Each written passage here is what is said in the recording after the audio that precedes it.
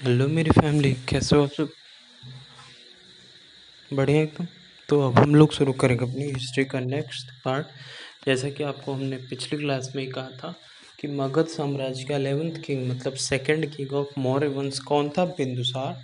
मतलब चंद्रगुप्त मौर्य के बाद कौन था? बिंदुसार, जिसका धर्म क्या था? आजीवक। और इसे अमित्रघात, पिता का पुत्र, पुत्र का पिता कहा जाता है। मतलब ये ज़्यादा काम नहीं कर पाया, इसके पिता बहुत अच्छा काम किए थे और ये इसका पुत्र बहुत अच्छा काम किया था, जिसका नाम अशोक सम्राट था। ठीक है, तो अब हम लोग देखते हैं इसके बारे में कुछ कि दुर्धरा का ये पुत्र था।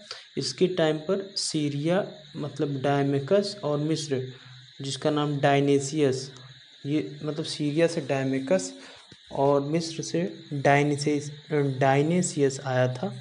और इसी के समय गांधार और कश्मीर में विद्रोह हो गया। तो बिंदुसार का पहला सन सुशील जम्मू एंड कश्मीर का जो राज्यपाल था वो कंट्रोल नहीं कर पाया, तो अशोक को भेजा और अशोक पीट पाट के पूरा जम्मू कश्मीर शांत कर दिया। कल्हण की बुक है राजतरंगिनी, उसमें अशोक के कारनामे लिखे हैं। ठीक है, और इसने न्यू स्टेट श्रीनगर की स्थापना की थी, जम्मू एंड कश्मीर में श्रीनगर की स्थापना की थी। चंद्रगुप्त मौर्य का पुत्र था बिंदुसार और बिंदुसार का पुत्र है अशोक। जैसे कि आपको फिगर में दिख रहा है, जम्मू एंड कश्मीर सुशील थे, मगध बिंदुसार संभाला था और अवंती अशोक को दिया गया था। लेकिन जब जम्मू एंड कश्मीर से हार रहा था तब अशोक अवंती को छोड़ के जम्मू एंड कश्मीर को सुधारने गया था। अब हम लोग चलते हैं नेक्स्ट को टॉपिक पे, जो कि है 12th किंग ऑफ मगध और 3rd किंग ऑफ मौर्य वंश अशोक। 5 शादी किया थी, बौद्ध धर्म लास्ट में अपना लिया था कलिंग की लड़ाई के बाद। और अशोक का मतलब जिसको कोई शोक ना हो, मतलब जिसको कोई दुख ना हो। ठीक है, तो जैसे कि आपको सामने दिख रहा है, ऐसा कहा जाता है अशोक ने 99 अपने भाइयों को मरवा कर किंग बना था। 304 बीसी में जन्म इसका हुआ था और 269 बीसी में राज्याभिषेक हुआ था इसका, और 232 बीसी में डाय हुआ था। कहाँ पर? पाटलिपुत्र में। ठीक है, 261 बीसी में मतलब 8वें वर्ष में 261 जब ये 69 में बीसी में राज्याभिषेक किया था 8वें वर्ष में, कलिंग उड़ीसा पर ये विन किया था। उड़ीसा के कलिंग में किंग खारवेल के अभिलेख से, हाथी गुफा अभिलेख से, खारवेल के द्वारा लिखे गए हाथी गुफा अभिलेख से हम कलिंग युद्ध के बारे में समझ पाए हैं, जान पाए हैं कि अशोक ने अटैक किया था। ठीक है, अब हम लोग देखते हैं जानकारी ऑफ कलिंग युद्ध। खारवेल के हाथी गुफा अभिलेख से, अशोक के 13वें अभिलेख से, इन दोनों जगह से हम लोगों ने कलिंग युद्ध की जानकारी पाई है। आफ्टर कलिंग अशोक धम्म नीति टुक और स्टॉप फाइट। याद रखना, अशोक को बौद्ध धर्म की प्रेरणा निर्ग्रोथ, उनका भतीजा था निर्ग्रोथ, उनसे मिली थी। और अशोक को बौद्ध धर्म प्रवेश या फिर उसके गुरु उपगुप्त थे।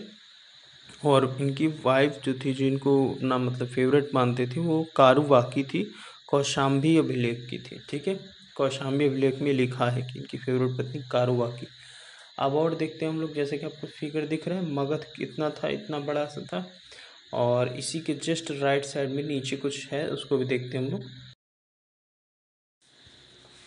तो भाई देखो, ये पूरा का पूरा एरिया मगध था। उसी के नीचे उड़ीसा एक जगह था जिसको हड़पने के लिए अशोक ने अटैक किया था। तो उस समय उड़ीसा के किंग जो थे कलिंग स्थान के, वो थे खारवेल।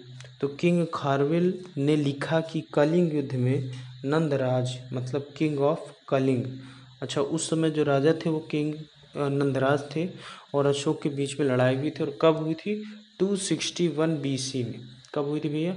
261 बीसी में। ठीक है, अब हम लोग चलते हैं नेक्स्ट पार्ट पर, जो कि है अशोकी के बारे में, कि उनकी बेटी बेटा जो लाइट्स लड़ाई एक बार हुई थी ना, तो एक 4 साल या 5 साल का बच्चा दौड़ते हुए आया, तो अशोक ने सोचा ये कहा डरा है, उसको उठाने के लिए बढ़ा, तो वो बच्चा देखकर उनको भाग गया। इस कारण से अशोक बहुत द्रवित हुआ, उसको बाण भी लगा हुआ था बच्चे को भी। इतनी भयंकर लड़ाई हुई थी। कहाँ पर? वहाँ पर मतलब आपके कलिंग वाली लड़ाई। तो वहीं से त्रस्त आके अशोक ने बौद्ध धर्म को अपना लिया था। और अब अशोक की और बातें हम लोग देखते हैं, जैसे कि उसका बेटा बेटी को श्रीलंका भेजा, और भी बातें। ठीक है, तो अशोक का बेटा महेंद्र और बेटी सुमित्रा उसको उन्होंने श्रीलंका भेजा बौद्ध धर्म का प्रचार के लिए। और श्रीलंका के किंग जो थे सिंघल राजवंश, उन्होंने बौद्ध धर्म को एक्सेप्ट भी किया।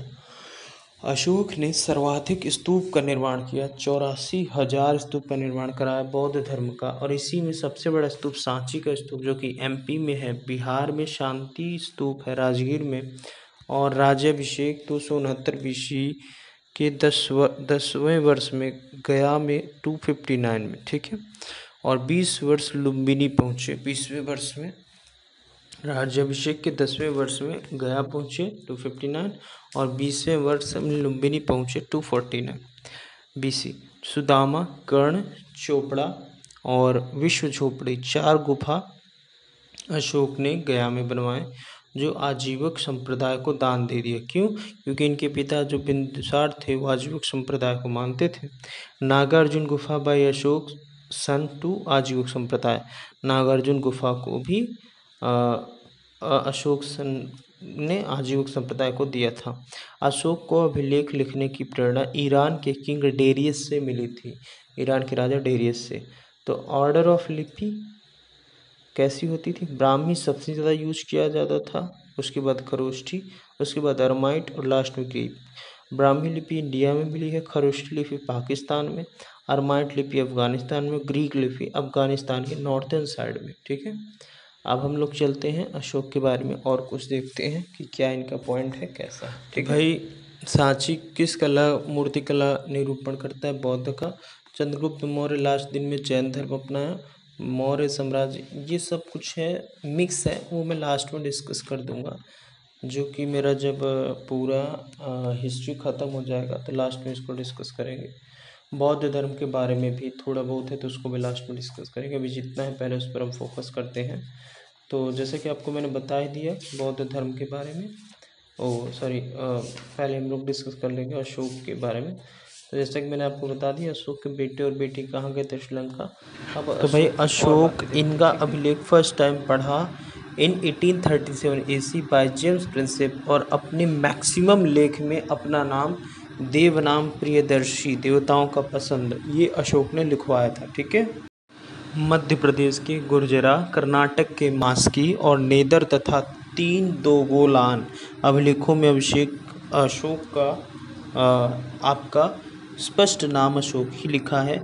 और भाब्रू अभिलेख, जो कि राजस्थान के भाब्रू अभिलेख में अशोक ने खुद को मगध का सम्राट बताया। इसमें बौद्ध धर्म के त्रिरत्न बुद्ध, धम्म और शंभू की चर्चा है, ठीक है। अशोक के लघु अभिलेख 7 हैं, जिसमें से पहला रोमनदेही अभिलेख सबसे छोटा, ये अफगानिस्तान के कांधार में, इसकी लिपि अरमाइकी, और यहाँ पर नो प्रशासनिक चर्चा, यह आर्थिक क्रियाकलाप की चर्चा। कौशाम्बी अभिलेख, जो कि यूपी में कौशाम्बी में है, अशोक इसमें अपने पत्नी कारुवाकी द्वारा दिए गए दान की चर्चा। कार्ल रानी का इसको रानी का भिसार कहा जाता है, और अकबर ने इसे इलाहाबाद में सिचुएट करा दिया, किसको? इस कौशाम्बी अभिलेख को। टोपरा अभिलेख, जो कि हरियाणा में है, इसे फिरोज शाह इसको दिल्ली तुगलकाबाद में सिचुएट किया, ठीक है, किसने? फिरोज शाह ने। अब हम लोग चलते हैं इसी के आगे, मेरठ अभिलेख, फिर रामपुरवा अभिलेख, फिर लहरिया नंदनगढ़ अभिलेख और लौरिया अटेरज अभिलेख, ठीक है। फिर उसके बाद अशोक के चतुर्दश अभिलेख को भी हम डिस्कस करेंगे, जो चतुर्दश है, ठीक है। तो भाई मेरठ यूपी में, फिरोज शाह इसको तुगलकाबाद में सिचुएट किया दिल्ली में। और रामपुर अभिलेख, जो कि बिहार में है, बिहार के चंपारण में अभी भी है। लौरिया नंदनगढ़ बिहार में है, ये भी बिहार के चंपारण में है। और लौरिया अटराज बिहार के चंपारण में है। अब हम लोग देखेंगे अशोक के चतुर्दश अभिलेख, ठीक है।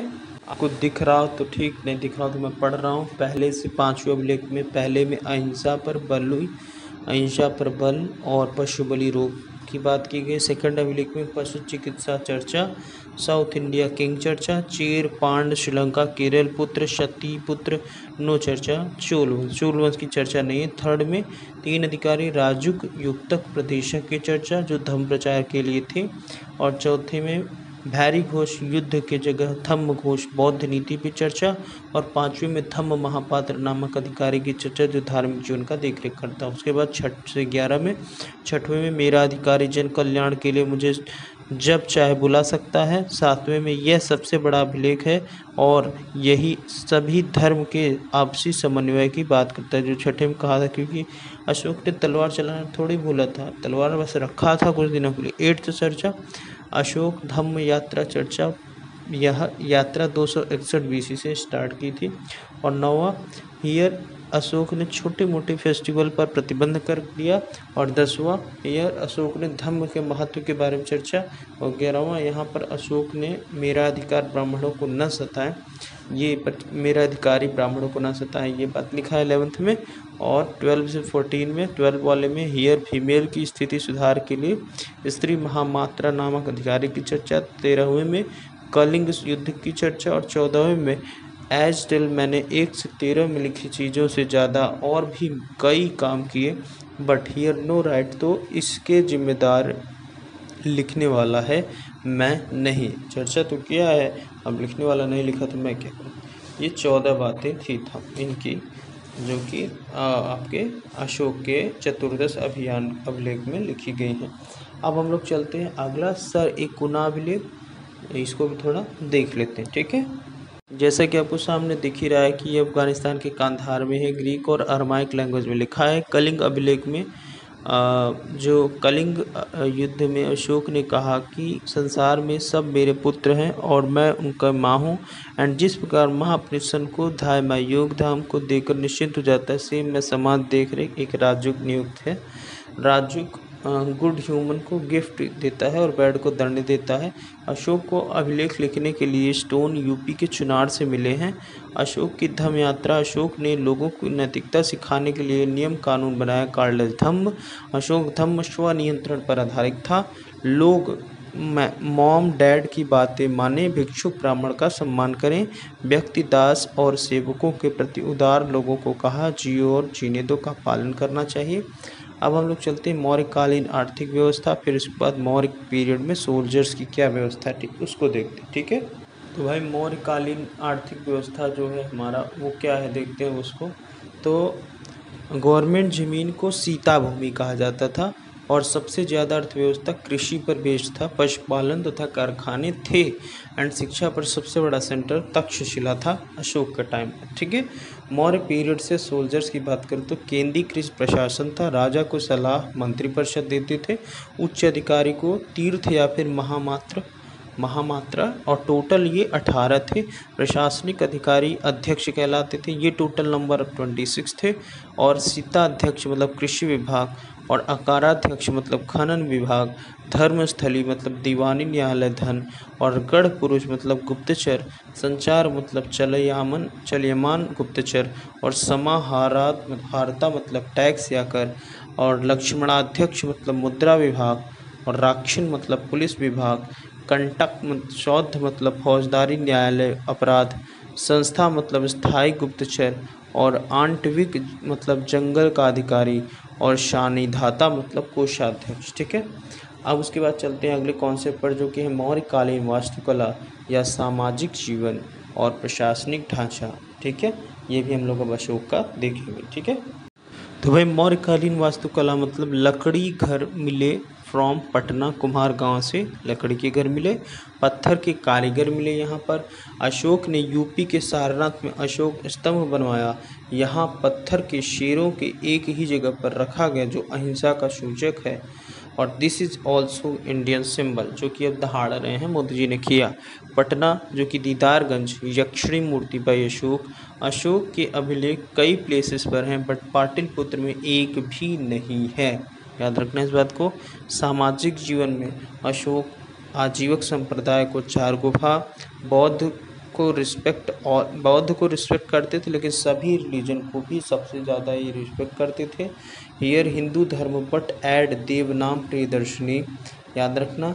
11वें शिलालेख में ऑर्डर नो एनीवन, ब्राह्मण को सताएं, पशु बलि नहीं, यज्ञ कर्म कांड नहीं, सो ब्राह्मण की इनकम कम हो गई। तो प्रशासनिक ढांचा, प्रांत 4 थे, बट अशोक ने 5 प्रांत किया, जो कि उत्तरापथ, तक्षशिला जो कि पाकिस्तान में है, दक्षिणापथ जो कि स्वर्णगिरी मतलब महाराष्ट्र में है, अवंती उज्जैनी एमपी में, प्राची एमपी पाटलिपुत्र में, और कलिंग तोशली।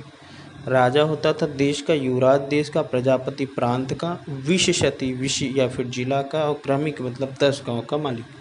अब हम लोग थोड़ा सा और देखते हैं कि आफ्टर अशोक क्या कैसे, ठीक है। आफ्टर अशोक उनके जो सन थे, कुणाल राजा बना, कुणाल। बट अशोक का सन कोई भी अच्छा नहीं था, तो last king of Maurya period Brihadratha थे और ये वीक थे। इसी पीरियड में कलिंग के किंग नरेश खौरवेल ने कलिंग को स्वतंत्र करा लिया फ्रॉम मगध साम्राज्य, और इन्हीं का सेनापति पुष्यमित्र शुंग था, जिसके सेना के निरीक्षण के दौरान बृहद्रथ की हत्या कर दी और मौर्य वंश खत्म होकर शुंग वंश शुरू हो गया, ठीक है। पुष्यमित्र शुंग, ठीक है। अब हम लोग पढ़ेंगे मौर्य वंश के पतन का कारण, ठीक है। तो भाई मौर्य वंश के पतन का कारण मतलब अशोक का युद्ध नीति खत्म हो गई और बौद्ध धर्म को विकसित किया, बौद्ध धर्म में दान कर दिया, कोषाध्यक्ष खाली हो गया। और बहुत इंपॉर्टेंट होता है, सन ऑफ अशोक वो भी घटिया निकल गए, अलॉट ऑफ अधिकारी करप्ट हो गए, और year by year start from July Ashadh according to Maurya period, याद रखना, ठीक है।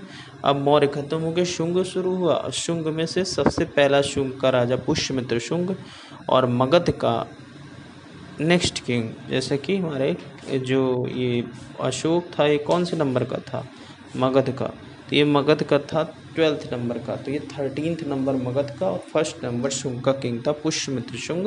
ये कट्टर ब्राह्मण था और 2 बार ये श्वमेध यज्ञ किया था इन अयोध्या पतंजलि गुरु के। इनके गुरु कौन थे, पतंजलि। पहला गैर क्षेत्रीय राजवंश, और जिसको कैपिटल पाटलिपुत्र पहले थी, बाद में इसने विदिशा कर दिया था वेसनगर एमपी में, ठीक है। अब हम लोग चलते हैं आगे, देखते हैं और क्या है कि बौद्ध स्तूप ये तोड़वा दिया था, बौद्ध मठ को ये तोड़वा दिया था। उसके बाद सांची स्तूप के विंडो को तांबे का कराया, जबकि एमपी स्तूप खिड़कियों को पत्थर का कराया। इसी के टाइम में बौद्ध बुक ग्रंथ जातक को की रचना हुई। पतंजलि ने महाभाष्य लिखा था, मनु ने मनुस्मृति लिखा, और 2 अटैक विदेश यमन से, बट इसके बेटे ने विफल कर दिया। बेटा का नाम था अग्निमित्र, और पहला नेतृत्व जो कि आया था, अटैक जो किया था यमन से, वो था ड्रेमोटियस, और दूसरा में आपका हरायत मियांडर जो कि मिलिंद था। इसको बाय नागसेन बौद्ध धर्म, ये भी बौद्ध धर्म एक्सेप्ट कर लिया था नागसेन एक बौद्ध भिक्षु के प्रभाव में आके। अब हम लोग पढ़ेंगे मिलिंद ने बौद्ध धर्म लिया, यह जानकारी नागसेन की बुक मिलिंद पन्हो में हम जानते हैं, ठीक है। तो और देख लेते हैं हम लोग इसको।